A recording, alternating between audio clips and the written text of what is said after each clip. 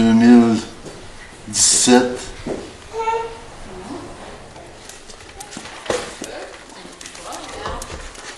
Quand on arrive à une année, cette année comme là, à allumer, ben j'ai déjà un bout de fait. Là. On a fait l'entaillage, on a marché en forêt, on a vu la neige, on a vu les ruisseaux, on sait si le sol est gelé, tout ça. Je dirais que là, on sait déjà que ça annonce correct. Ça ne veut pas dire que ça va finir correct, mais ça annonce bien.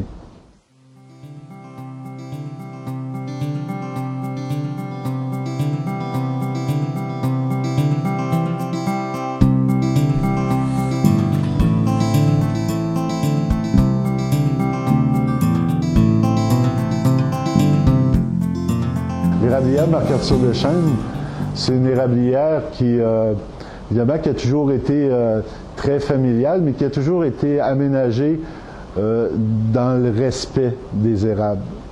C'est une érablière qui a beaucoup de vieux arbres, gros, puis qu'on n'a pas coupé pour faire de la place aux petits, que j'attends que les petits fassent leur place, mais je dirais que c'est une érablière que la moyenne d'âge, c'est au moins 150 ans, la moyenne d'âge des érables. Là.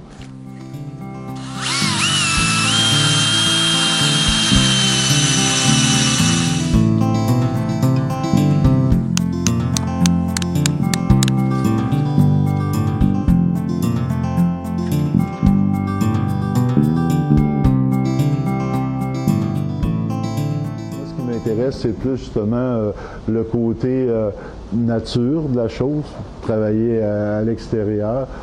C'est pas, pour moi, c'est pas du tout de l'agriculture ce que je fais, c'est de l'aménagement forestier.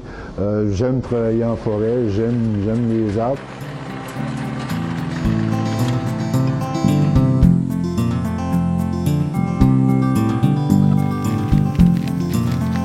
Des vrais touristes en plus, même pas d'illusions. C'est vrai, avec un accord et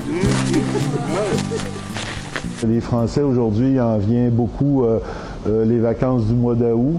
Après, il en vient jusqu'au mois de, je dirais jusqu'au fin octobre à cause des couleurs d'automne, tout ça. Fait que quand il arrive l'automne avec l'érablière en pleine forêt, et puis ce qu'on fait, ben, c'est ça, c'est toujours dégustation, visite, explication, leur expliquer ce que c'est le sirop d'érable. Ce qui est important, c'est qu'il soit bien plein jusqu'au couvert, qu'il n'y ait pas d'air dedans. Avec la chaleur, ça se trouve stérilisé.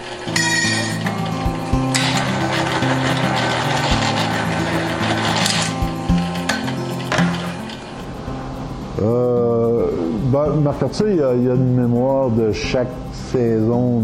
Il peut parler de 1937 ou de 1942, puis se rappeler quasiment la température qu'il faisait, puis ce que c'était de travail ou d'épaisseur de neige ou de conditions, quand ça a commencé, quand ça a fini.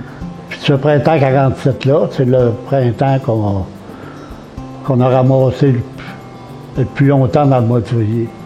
On a ramassé de l'eau d'érable le 14 de mai sur la neige. Ça, c'est la dernière année qu'on a eu une vieille chaudière. Et là, j'ai commencé à avoir hâte qu'elle finisse, cette saison-là? Ah, j'ai jamais eu hâte de finir. La seule chose qui poussait, c'est de sentir les semences.